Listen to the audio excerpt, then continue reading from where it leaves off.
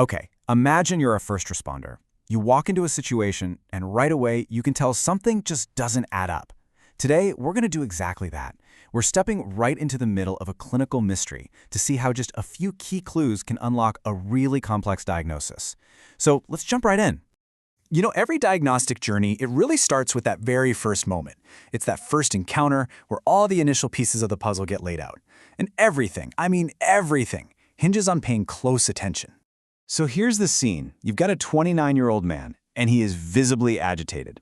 He looks at you and says his roommate told him not to trust anyone. But you take a quick look around his apartment, and it's obvious he lives completely alone. Then, someone on your team finds a prescription bottle on the counter. The label says Zyprexa. So what's your gut telling you? What is going on here? All right, before we jump to any conclusions, let's do what the pros do. We're going to break down the evidence piece by piece. In this case, we have 3 really important clues to work with.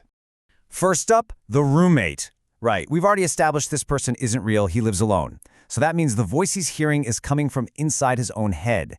This is what we call an auditory hallucination, basically hearing something that isn't actually there. Now, let's think about the message he's hearing from this imaginary roommate. Don't trust anyone. I mean, this goes way beyond just being a little cautious. It's a deep, irrational belief that's making him agitated and suspicious of everybody. This is a textbook example of a paranoid delusion. And finally, we have our physical evidence, that prescription for Zyprexa, which is also called olanzapine. This clue is absolutely critical. See, this isn't just any old medication. It's a powerful antipsychotic. It's specifically designed to treat conditions where a person might have lost touch with reality. So let's recap what we've got. We have an auditory hallucination, a paranoid delusion, and a prescription for an antipsychotic. All the pieces are on the board now. It's time to put this puzzle together and make the diagnosis. Yep, when you put all of these pieces together, they point directly to one diagnosis: schizophrenia. Now let's take a closer look at what that actually means. So what is schizophrenia really? Well, simply put, it's a condition that affects how a person perceives and expresses reality. And that right there is the common thread that ties all of our clues together perfectly. And here's exactly how it all locks into place. The roommate? That's the auditory hallucination. The intense, irrational distrust? That's the paranoid delusion.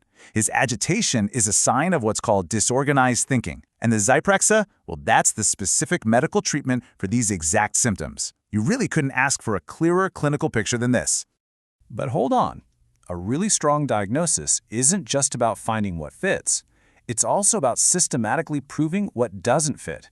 To be absolutely certain, you have to consider and rule out other possibilities. This whole process is called a differential diagnosis, and it's what separates a wild guess from a professional conclusion. This table here really helps us see why. I mean, could it be bipolar disorder? Well, probably not. We're not seeing those classic extreme mood swings from depression to mania. Okay, what about OCD?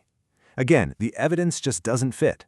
The core of OCD is all about obsessions and compulsive rituals, not the kind of profound hallucinations and delusions we're seeing here. So by comparing the symptoms and even the medications, we can confidently say these other conditions just don't match.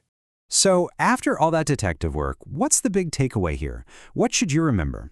Well, this case gives us a really powerful diagnostic pattern to keep in our back pocket. Here it is, boiled down. You observe paranoia, plus you identify hallucinations, and then you find an antipsychotic prescription.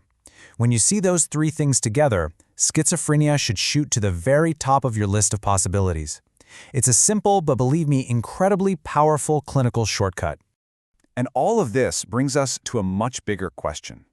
We've just seen how a little bit of clinical clarity can help demystify a really complex condition. So think about this. How can this kind of understanding help us all combat the stigma and the fear that so often surround mental health? It's definitely something for all of us to consider.